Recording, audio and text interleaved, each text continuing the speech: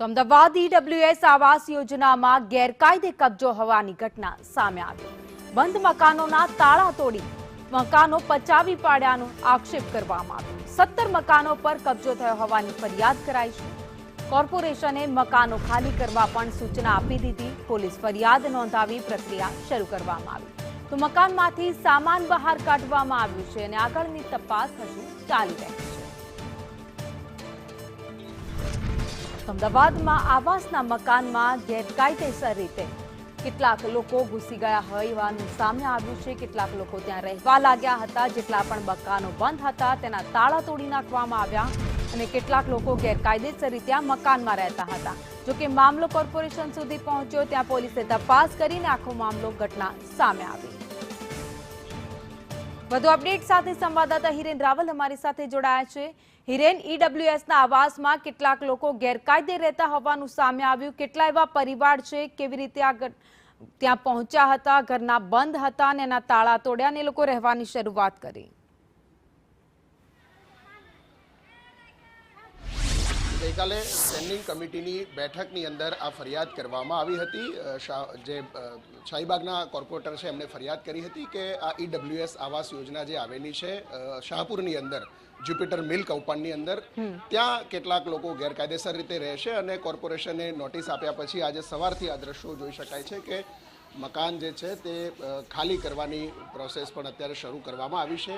લગભગ 17 જેટલા મકાનો એવા છે આ બ્લોકની અંદર અને આ સંપૂર્ણ ઈડબ્લ્યુએસ આવાસ યોજનાની અંદર કે એ 17 જેટલા મકાનો પર મકાનની ફાળવણી ન થઈ હોવા છતાં એ મકાનના તાળા તોડી અને એ મકાનમાં રહેવા આવ્યા હોવાની ફરિયાદ કોર્પોરેશનને થઈ હતી અને એ ફરિયાદના આધારે કામગીરી છે તે કરવામાં આવી છે। બેન, તમને શું સૂચના મળી છે? કોર્પોરેશન ખાલી કરી નાખજો મકાન, તમે ખાલી કરી દીધું। કેમ ખાલી કરવાનું કેમ કહેવું પડે? હવે તો શીખા અમને શું ખબર કે કેવી રીતે ખાલી કર, તો તમે મારા વિરિયલ મને કઈ બોલતા આવડતું ને હું શું તમે જવાબ આપું? કોર્પોરેશન એવું કહે છે કે તમે લોકો ખોટી રીતે અહીંયા રહો છો, તમને મકાન સરકાર નથી આપતા તો શું કરશું અમે? તમે અમને મકાન આપો ને તમે જતા રહે, અમે મફત રહી નહીં, અમને બી શરમ લાગે મફતમાં રહેવાનું। એટલે એવું કહે છે કે તાળું તોડીને તમે બધા અહીંયા રહો? કોઈ તોડીને બધા બોલો કે તાળા તોડીને રહે તો બધા બોલો કોને કોને મને એકલા ના ઉલ્યા પકડો છો બધાને કો?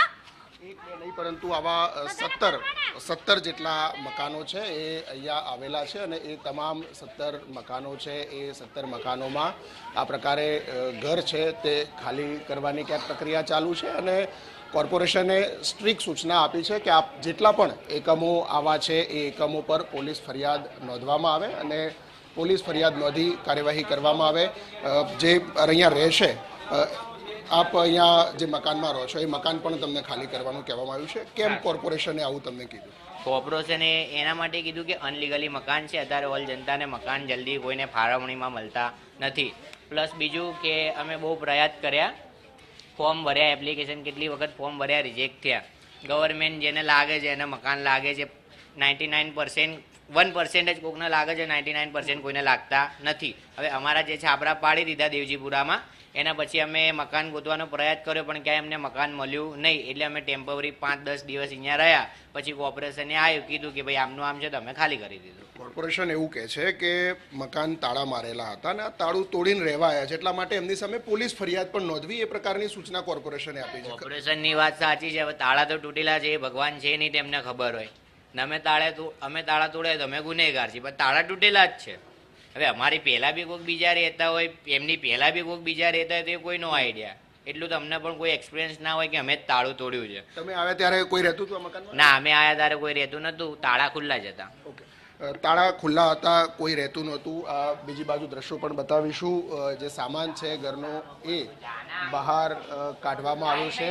અન્ય જે મકાનો છે એ મકાનોના તાળા અત્યારે અહીંયા લાગી ચૂક્યા છે। અલગ અલગ મકાનો જે છે એ મકાનો અત્યારે લોક મારી દેવામાં આવ્યા છે, કારણ કે ગઈકાલે જે ફરિયાદ થઈ એ ફરિયાદ પછી તરત જ કોર્પોરેશનની ટીમ અહીંયા પહોંચી હતી અને આ જે 17 જેટલા મકાનો છે એ 17 જેટલા મકાનોમાં તાળા અત્યારે ફરીથી લાગી ગયા છે। આ એવા મકાનો છે કે જે મકાનો કોઈને લાગ્યા નથી, કોઈને એલોટ કરવામાં નથી આવ્યા અને છતાં પણ અહીંયા આ લોકો રહેતા હતા। એ ફરિયાદ કર્યા પછી કોર્પોરેશનના તંત્રને ખબર પડી કે અમારે અહીંયા કામગીરી કરવી પડશે। આ અમારી આંખ નીચે તાળા તોડી અને લોકો અહીંયા રહેવા આવ્યા છે અને એટલે જ સફાળું જાગેલું તંત્રએ ગઈકાલે જ તાત્કાલિક આ મકાનો ખાલી કરાવ્યા છે. આ જે મકાન ખાલી કરી રહ્યા છે એ લોકોએ પણ કહ્યું કે એમની જે સ્થિતિ છે આ લોકો પર પોલીસ ફરિયાદ નોંધવાની પણ સૂચના કોર્પોરેશન દ્વારા આપવામાં આવી છે. પણ હિરેન, કેટલી શરમજનક વાત કહેવાય, તંત્રની કેટલી ગંભીર બેદરકારી કહેવાય કે જ્યાં તાળા મારેલા હતા એ 17 ઘરના તાળા તોડવામાં આવે ને ત્યાં કોઈ રહેતું હોય, જ્યારે અન્ય લોકો તેમને ત્યાં જાય ફરિયાદ કરે ત્યારે ખબર પડે, ત્યારે તંત્ર શું કરે છે?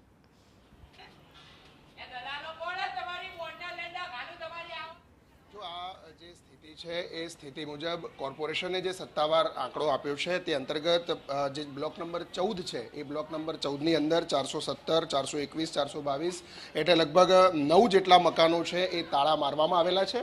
2 મકાનો પર કામગીરી શરૂ છે હજુ, અને એટલા માટે કારણ કે પરિવારમાં ડિલિવરી અથવા તો નાના બાળકો હોવાના કારણે એ તાત્કાલિક ખાલી કરાવવામાં નથી આવ્યા, એ પ્રકારે પણ કોર્પોરેશનનું કહેવું છે. પરંતુ જે કામગીરી કોર્પોરેશને કરવાની હોય છે એની સામે અહીંયા સવાલ ઊભા થાય છે, કારણ કે એમને નિયમિત ચેકિંગ અહીંયા કરવાનું હોય છે. જે મકાનો છે એ કોને ફાળવવામાં આવ્યા છે, જેને ફાળવવામાં આવ્યા છે તો એ જ લોકો રહે છે કે અન્ય લોકો રહે છે તે પણ એમને ચકાસણી કરવાની હોય છે. પરંતુ આ કોઈ પણ પ્રકારની ચકાસણી કોર્પોરેશન તંત્ર નથી કરતું. આ તમને બીજી બાજુ પણ દ્રશ્યો બતાવીશું. આ ફર્સ્ટ ફ્લોર પરના છે ભાવિની, કે જે 432, 433, 434 નંબરના મકાનો છે કે આ મકાનો પણ કોઈને ફાળવવામાં નથી આવ્યા, છતાં પણ અહીંયા લોકો રહેતા હતા, એમનો સામાન પણ બહાર છે. અને ગઈકાલે રજૂઆત પછી જ આ તમામ જે મકાનો છે એ 417થી લઈ અને 432 સુધીના મકાનો લોક કરી દેવામાં આવ્યા છે. આ દ્રશ્યો તાળાના જોઈ શકાય છે કે આ નવા જ તાળા જે છે એ તાળા લગાવવામાં આવ્યા છે. ગઈકાલે જ આ તાળા લગાવવામાં આવ્યા છે.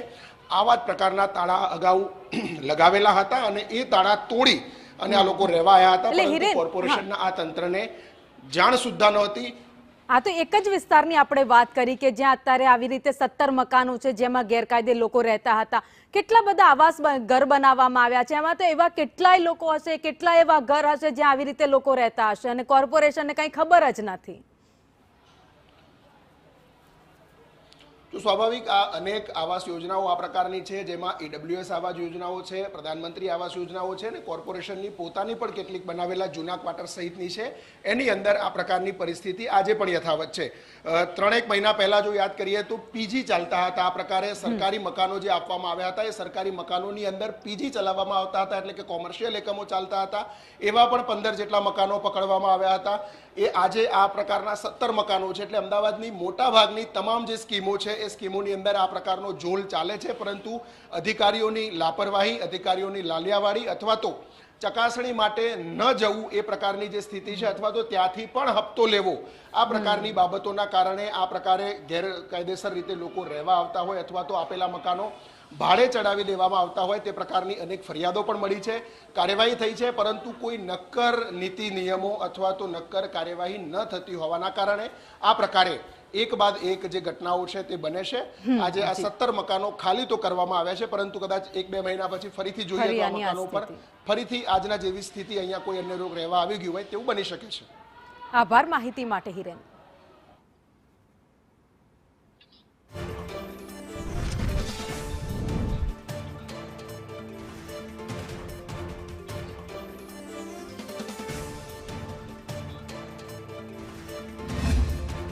EWS જે ક્વાર્ટર્સ છે એમાંથી 17 મકાનોની અંદર ગેરકાયદેસર લોકોનો કબજો હોય એવી વાત કરી હતી. એની સામે ડેપ્યુટી કમિશનરશ્રીએ જવાબ આપ્યો છે કે આ તમામ લોકોના મિલકત એટલે એની અંદર જે સરસામાન છે એને જપ્ત કરી લીધો છે, પણ એટલાથી ન ટકતા આજે એમની સામે ફરિયાદ કરવાની, કારણ કે આ જે આવાસ હોય છે જે આપી દીધા પછી વધારાના જે આવાસ છે એ આવાસને આપણે તાળું મારીને રાખતા હોઈએ છીએ ને, ભવિષ્યમાં કોઈને આપવાના હોય એના માટે રાખતા હોઈએ છીએ. પરંતુ જે લોકો આનો ગેરકાયદેસર કબજો કર્યો છે તાળું તોડીને, આ તમામની સામે પોલીસ